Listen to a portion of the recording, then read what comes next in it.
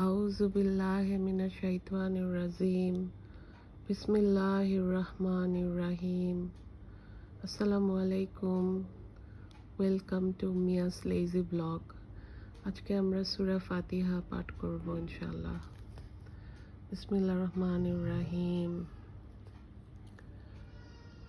আলহামদুলিল্লাহি রাব্বিল আলামিন আর রহমানির রহিম মালিকি ইয়াউমিদ্দিন ইয়াকা না'বুদু ওয়া ইয়াকা নাস্তাইন ইহদিনাস সিরাতাল মুস্তাকিম সিরাতাল্লাযীনা আন'আমতা আলাইহিম গায়রিল মাগদুবি আলাইহিম ওয়ালাদ-দাল্লিন আমিন।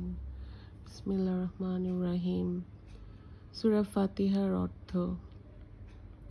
সমস্ত প্রশংসা আল্লাহ তাআলার, যিনি বিশ্ব জগতের পালনকর্তা, অনন্ত করুণাময় ও পরম দয়ালু, যিনি বিচার দিনের মালিক। আমরা শুধু তোমারই ইবাদত করি এবং তোমারই নিকট সাহায্য প্রার্থনা করি। আমাদেরকে সরল সঠিক পথ দেখাও, তাদের পথ যাদের তুমি অনুগ্রহ দান করেছ, তাদের পথ নয় যারা অভিশপ্ত ও যারা পথভ্রষ্ট হয়েছে। নামকরণ। পবিত্র কোরআনের সর্বপ্রথম সূরা হওয়াতে এর নাম হয়েছে ফাতিহাতুল কিতাব, অর্থাৎ গ্রন্থের প্রারম্ভিকা।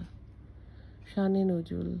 সমগ্র কোরআনের নির্যাসস্বরূপ রূপে এই সূরাটি সৃষ্টিমূলে স্রষ্টার এক মহান উদ্দেশ্য সক্রিয় রয়েছে।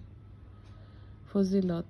হযরত আবু হুরায়রা রাদিয়াল্লাহু আনহু হতে বর্ণিত আছে, রাসূল সাল্লাল্লাহু আলাইহি ওয়াসাল্লাম ইরশাদ করেছেন, যার হাতে আমার জীবন মরণ তার শপথ। সূরা আল ফাতিহার দৃষ্টান্ত তাওরাত, জাবুর, ইনজিল প্রভৃতি অন্য কোনো আসমানি কিতাবে তো নেই, এমনকি কোরআনেও এর সমতুল্য দ্বিতীয় কোনো সূরা নাজিল হয়নি। আমল।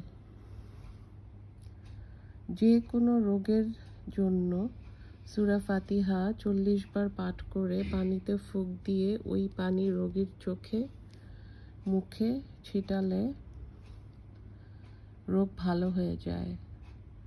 তবে এতে রোগী ও আমলকারী উভয়ের দৃঢ় বিশ্বাস থাকতে হবে। আজকে এই পর্যন্তই। সূরা ফাতিহার পড়ার রহমত থেকে আল্লাহ আমাদের সমস্ত গুনাহ মাফ করে দেখ ইনশাআল্লাহ। আল্লাহ আমাদের সবাইকে ঈমানি হায়াত দান করুন, আমাদের সমস্ত বিপদ দূর করে দেখ। আমিন।